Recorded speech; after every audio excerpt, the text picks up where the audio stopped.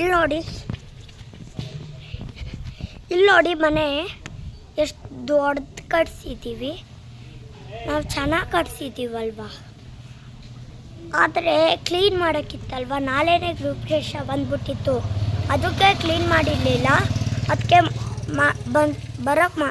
ಮಾಡೋಕ್ಕೆ ಬಂದಿತ್ತು. ಹಾಯ್ ಎಲ್ಲರೂ ನಮಸ್ಕಾರ, welcome to my YouTube channel Deepika lifestyle Kannada YouTube ಚಾನಲ್ಗೆ ಸ್ವಾಗತ. ಹಾಯ್, ಇವತ್ತು ಮಾರ್ನಿಂಗಿಂದ ವ್ಲಾಗ್ ಸ್ಟಾರ್ಟ್ ಮಾಡಿದ್ದೀನಿ. ಅಕ್ಕ ಬಾವಾಜಿಯವರ ಮನೆಯ ಗೃಹಪ್ರವೇಶ ಇರೋದ್ರಿಂದ ಪುರೋಹಿತರು ಬಂದು ರೆಡಿ ಮಾಡ್ಕೋತಾ ಇದ್ದಾರೆ. ಮಾರ್ನಿಂಗ್ಗೆ ಅಪ್ಪು ಪಂಚಲ್ ಮಿಂತಾ ಇದ್ದ, ಹಾಗೆ ಹಸು ಕರ್ಕೊಂಬರ್ಬೇಕಿತ್ತು ಅವಳ ಒಳಗೆ, ಹಾಗೆ ಇಟ್ಕೊಂಡಿದ್ದ. ನಾವು ಗಂಗಾ ಮಾತನ್ನ ತರಬೇಕಿತ್ತು ಆ್ಯಂಡ್ ಪೂಜೆ ಮಾಡ್ಕೊಬರ್ಬೇಕಿತ್ತು.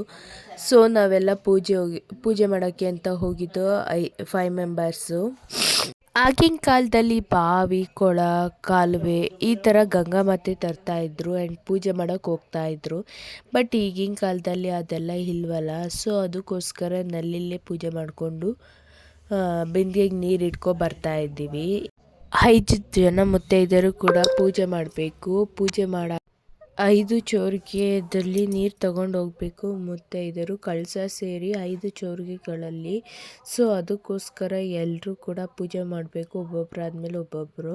ಸೊ ಹಾಗೆ ನಂದು ಕೂಡ ಪೂಜೆ ಎಲ್ಲ ಮುಗೀತು. ಪೂಜೆ ಮುಗಿದ ತಕ್ಷಣ ಹಸು ಕರುಗೆ ಕಾಲು ತೊಳಿತಾ ಇದ್ರು. ಕಾಲೆಲ್ಲ ತೊಳೆದು ವಸ್ತ್ರ ಎಲ್ಲ ಹೊದಿಸಿ ಅದಕ್ಕೆ ಇದು ಬಾವಾಜಿನೇ ಪೂಜೆ ಎಲ್ಲ ಮಾಡ್ತಾಯಿದ್ರು. ಪೂಜೆಲ್ಲ ಅಪ್ಪು ನೋಡಿ ಅವ್ನ ತುಂಟಾಟ ಹೇಗಿದೆ ಅಂತ. ಅವನಿಗೆ ಹಸು ಕರು ಈ ಥರ ಅಂದರೆ ತುಂಬ ಇಷ್ಟ ಅಂತ ನಾನು ಬ್ಲಾಗ್ಗಳಲ್ಲಿ ಹೇಳಿದ್ದೀನಿ. ಈಗಲೂ ಕೂಡ ಅದೇನೆ, ಅವನಿಗೆ ಸಖತ್ ಇಷ್ಟ ಹಸು ಕರು ಅಂದರೆ. ಆ ಹಗ್ಗ ಬಿಡ್ತಾನೆ ಇಲ್ಲ, ಪಂಚೆ ಎಲ್ಲ ಕೊಳೆ ಮಾಡ್ಕೊತಾ ಇದ್ದ. ಹಗ್ಗ ಬೇರೆ ವೆಟ್ಟಾಗಿತ್ತು, ಸೊ ಅದಕ್ಕೋಸ್ಕರ ಪಂಚೆ ಎಲ್ಲ ಫುಲ್ ತ್ಯಾವ ಆಗ್ತು.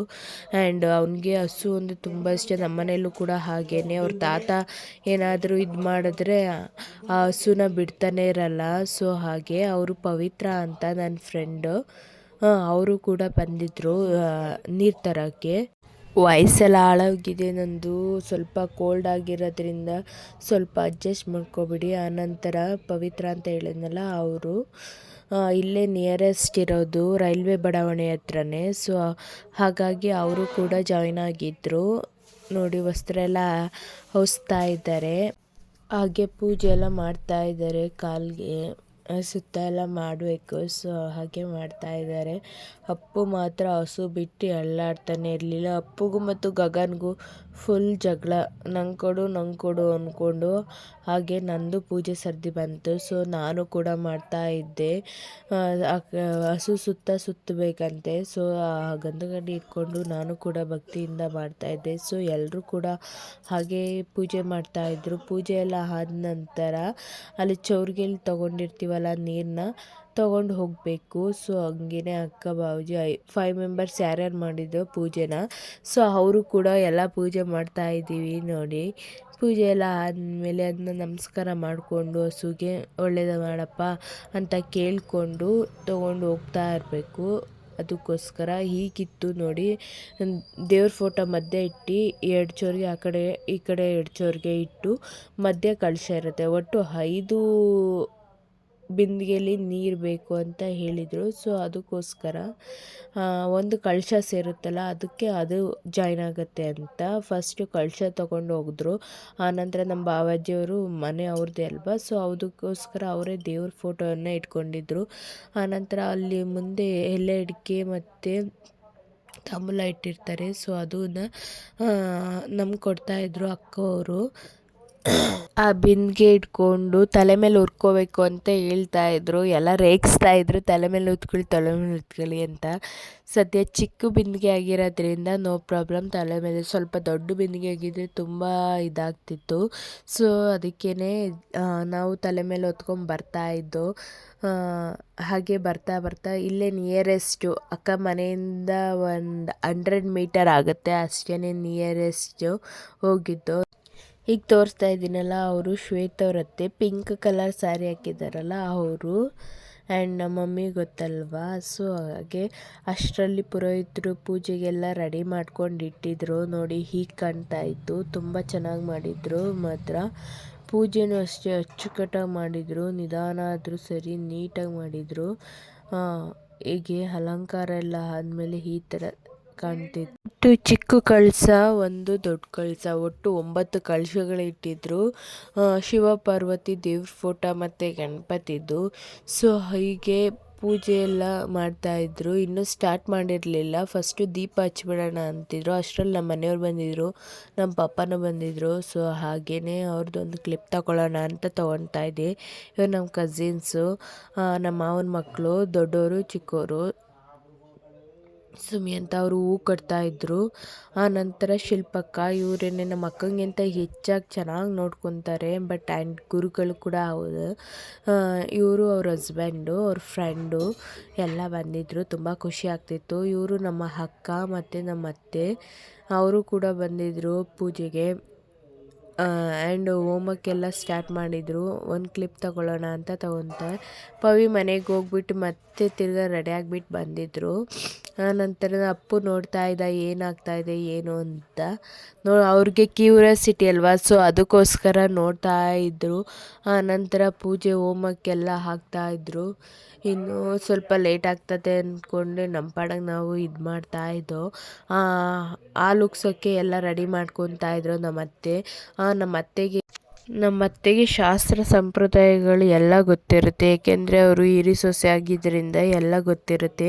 ಪೂಜೆ ಮುಗಿದ ತಕ್ಷಣ ಈಚೆ ಬೂತ್ ಕುಂಬಳಕಾಯಿ ಹೊಡೆಯೋಕ್ಕೆ ಅಂತ ಕರ್ಕೊಂಡೋಗಿದ್ರು. ಮತ್ತು ಅನ್ನ ಮತ್ತು ನಿಂಬೆಹಣ್ಣು ಫುಲ್ ಸುತ್ತ ಇಟ್ಬಿಟ್ಟು ಬರ್ತಾಯಿದ್ರು. ಬಾಳೆ ಎಲೆಯಲ್ಲಿ ಪೂಜೆ ಮಾಡ್ಕೊಂಡು ಬರಬೇಕಂತೆ. ಸೊ ಹೊಸ ಮನೆಗೆ ಯಾವುದೇ ವಿಘ್ನಗಳು ಬರಬಾರ್ದು ಅಂತ ಈ ಥರ ಎಲ್ಲ ಮಾಡಿಸ್ತಾ ಇದ್ರು. ಸೊ ಹಾಗೆಯೇ ಎಲ್ಲ ಬಂದು ಪೂಜೆ ಎಲ್ಲ ಮಾಡಿಕೊಂಡು ಸುತ್ತ ಅನ್ನ ಹಾಕೊಂಡು ಹೋಗ್ತಾಯಿದ್ರು. ಅರ್ಶಿಣದನ್ನ ಮಾಡಿಸಿಟ್ಟಿದ್ರು ಅವರು ಬೇರೆ ಕಡೆ. ಆನಂತರ ಬೂತ್ ಕುಂಬಳಕಾಯಿಗೆ ಹಿಳಿ ತೆಗ್ದ್ಬಿಟ್ಟು ಒಂದನ್ನ ಕಟ್ಟಬೇಕು, ಒಂದನ್ನ ಹೊಡಿಬೇಕು ಅಂದ್ಬಿಟ್ಟು ಇಟ್ಕೊಂಡು ನಿಂತಿದ್ರು ಪುರೋಹಿತರು. ಇವರೆಲ್ಲ ಅನ್ನದ ಇದು ಮುಗಿಸ್ಕೊಂಬರಲಿ ಅಷ್ಟರಲ್ಲಿ ಇದು ಮಾಡೋಣ ಅಂದ್ಕೊಂಡು. ಸೊ ಅಷ್ಟರಲ್ಲಿ ಒಂದು ದಾರ ತೊಗೊಂಬಂದು ನಮ್ಮ ಮನೆಯವರು ಕಟ್ಟೋಕ್ಕೆ ಟ್ರೈ ಮಾಡ್ತಾಯಿದ್ರು. ಫುಲ್ ಎಲ್ಲ ಕಟ್ಟಾಯಿತು. ಕಟ್ಟಾದಮೇಲೆ ಬೂತ್ ಕುಂಬಳಕಾಯಿನ ಪೀಲ್ ಮಾಡೋಕ್ಕೆ ಅಂತಲೇ ಸುತ್ತಾ ಇದ್ದರು.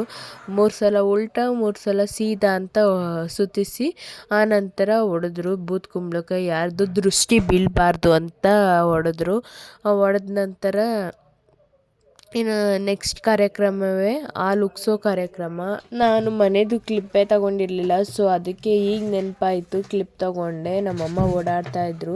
ಹಾಲು ಉಗ್ಸೋಕ್ಕೆ ಶ್ವೇತಾ ಬಂದಳು. ಪೂಜೆ ಎಲ್ಲ ಮಾಡಿಬಿಟ್ಟು ಹಾಲು ಉಗ್ಸ್ಬೇಕು ಅಂದ್ಕೊಂಡು ಗರಿ ಎಲ್ಲ ಹಾಕಿ, ಈಗಿನ ಕಾಲದಲ್ಲಿ ಎಲ್ಲ ಗ್ಯಾಸ್ ಇದರಲ್ಲೇ ಮಾಡಿಬಿಡ್ತಾರೆ. ಬಟ್ ನಾವು ಇಡ್ಕೆಲ್ಲೇ ಮಾಡೋಣ ಅಂದ್ಕೊಂಡು ಮಾಡ್ತಾಯಿದ್ದೋ. ಹಾಲು ಉಕ್ಕಿದ ನಂತರ 5 ಜನ ಮುತ್ತೈದೆಯರನ್ನ ಕರೆದ್ಬಿಟ್ಟು ಅರಿಶಿನ ಕುಂಕುಮ ಕೊಟ್ಟು ತಾಂಬೂಲ ಕೊಡಿ ಅಂತ ಹೇಳಿದರು ಪುರೋಹಿತರು. ಸೊ ಶ್ರೇಷ್ಠ ಅಂತ ಅದಕ್ಕೆ ಅರಿಶಿನ ಕುಂಕುಮ ಇಟ್ಟು ತಾಂಬೂಲ ಕೊಡ್ತಾಯಿದ್ರು. ಆನಂತರ ಪೂಜೆ ಎಲ್ಲ ಮುಗಿಯೋಷ್ಟರಲ್ಲಿ 12 o'clock ಆಗ್ತು. ಇವರು ನಮ್ಮ ದೊಡ್ಡಮ್ಮ ಮತ್ತು ಮಮ್ಮಿ ಸುಮಿ ಅಂತ 3 ಜನ. ನಮ್ಮ ದೊಡ್ಡಮ್ಮ ತುಂಬ ವರ್ಷಗಳ ನಂತರ ನಮ್ಮ ಮನೆಗಳಿಗೆ ಬರ್ತಾ ಇರೋದು. ಇದು ಶ್ವೇತನ್ ರಿಲೇಷನು, ಮೇಘನ ಅವರ ಅಕ್ಕನ ಮಕ್ಕಳುಗಳು. ಶ್ವೇತನ್ ರಿಲೇಷನು, ಇವು ಮನೋಜ್ ಅಂತ. ಆನಂತರ ಅಪ್ಪು ಬಂದು ಏನೋ ಹೇಳ್ತಾ ಇದ್ದಮ್ಮ ಹಂಗೆ ಹಿಂಗೆ ಅಂತ. ಆ್ಯಂಡ್ ಐಸ್ ಕ್ರೀಮ್ ಎಲ್ಲ ತಿಂತಾಯಿದ್ದೋ ಚೆನ್ನಾಗಿ. ಇದು ಮೇಘನ ಪಾಪು. ಆಮೇಲೆ ನಮ್ಮ ಅಮ್ಮನ ಎಳ್ದಾಡ್ತಿದ್ದ ಗಗನ್, ಬಾ ಅಮ್ಮಮ್ಮ ಅಂತ. ಅದಕ್ಕೆ ನಾನು ಬರಲ್ಲ ಬಿಡು ಅಂತ ನಮ್ಮ ಅಮ್ಮನೂ ಹೇಳ್ತಾಯಿತ್ತು. ಸರಿ ನಿಂತ್ಕೊ ಮಮ್ಮಿ ಅಂತ ನಾನು ಹೇಳಿದೆ. ಆನಂತರ ಗಿಫ್ಟೆಲ್ಲ ಡಿಸ್ಟ್ರಿಬ್ಯೂಟ್ ಮಾಡ್ತಾಯಿದ್ದೋ. ಊಟ ಚೆನ್ನಾಗಿತ್ತು. ಗ್ರೂಪ್ ರಶ್ ಯಾಕೆ ಸಿಂಪಲಾಗಿ ಮಾಡ್ದು ಅಂದರೆ ಅಕ್ಕಂದು ಮೈದಂದು ಮದುವೆ ಇದೆ ಈ ಮಂತೆ. ಸೊ ಅದಕ್ಕೋಸ್ಕರ ಬೇಗನೆ ಗ್ರೂಪ್ ರಶ್ ಮಾಡಿಬಿಟ್ಟು ಇನ್ನೇನು 15 ಡೇಸ್ಗೆಲ್ಲ ಮ್ಯಾರೇಜ್ದು ಫಂಕ್ಷನ್ಗಳೆಲ್ಲ ಸ್ಟಾರ್ಟ್ ಆಗಿಬಿಡುತ್ತೆ. ಸೊ ಅದಕ್ಕೋಸ್ಕರನೇ ಇಷ್ಟು ಫಾಸ್ಟಾಗಿ ಗ್ರೂಪ್ ರಶ್ ಎಲ್ಲ ಮಾಡಿಬಿಟ್ರು ಅವರು. ಸುಮ್ಮನೆ ಆಮೇಲೆ ಅದು ಇದು ಅಂದ್ಕೊಂಡು 2 ಫಂಕ್ಷನ್ ಮಾಡೋಕ್ಕಾಗಲ್ಲ. ಸೊ ಅದಕ್ಕೋಸ್ಕರ ಲಾಸ್ಟಲ್ಲಿ ನಾವು ಊಟ ಮಾಡ್ತಾಯಿದ್ದೋ. ಅದನ್ನ ಕ್ಲಿಪ್ ಇಟ್ಕೊಂಡಿದ್ದ ಗಗನು. ಅವನು ಹಿಡಿತೀನಿ ಅವನಿಗೆ ಸಖತ್ ಇಷ್ಟ. ಆಮೇಲೆ ಶ್ವೇತನ್ ಫ್ರೆಂಡ್ಸ್ ಇವರು ಪವಿತ್ರ ಅಂತ. ಆ್ಯಂಡ್ ಪಾಪು ಅವರಮ್ಮ 3 ಜನ ಊಟ ಮಾಡ್ತಾಯಿದ್ರು. ಆ್ಯಂಡ್ ಪಾಪು ಊಟ ತಿಂತಿರಲಿಲ್ಲ, ಅದಕ್ಕೆ ಪವಿ ಅಕ್ಕನೇ ತಿನ್ನಿಸ್ತಾಯಿದ್ರು. ಊಟ ಎಲ್ಲ ಚೆನ್ನಾಗಿ ಮಾಡಿಸಿದ್ರು ಆ್ಯಂಡ್ ಕ್ಯಾಟ್ರಿಂಗ್ ವಹಿಸ್ಬಿಟ್ಟಿದ್ರು, ಯಾಕೆಂದರೆ ಕಡಿಮೆ ಜನ ಎಲ್ಲ ಒಂದು 100 ಮೆಂಬರ್ಸ್ ಬಂದಿದ್ದರು.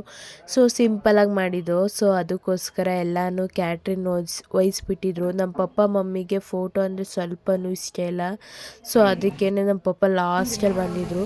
ಆನಂತರ ಇದು ಸ್ಯಾಟರ್ಡೆ ಸಂಡೇ ವ್ಲಾಗು.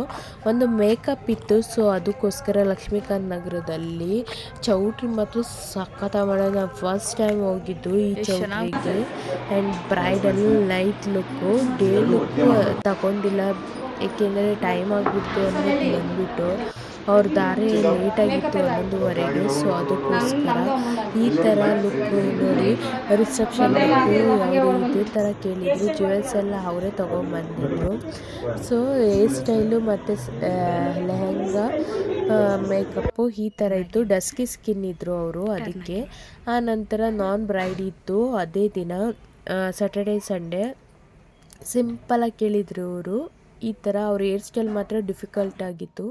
ಈ ವಿಡಿಯೋ ಇಷ್ಟ ಆದಲ್ಲಿ ಒಂದು like and comment, subscribe to Deepika lifestyle Kannada YouTube channel. Bye.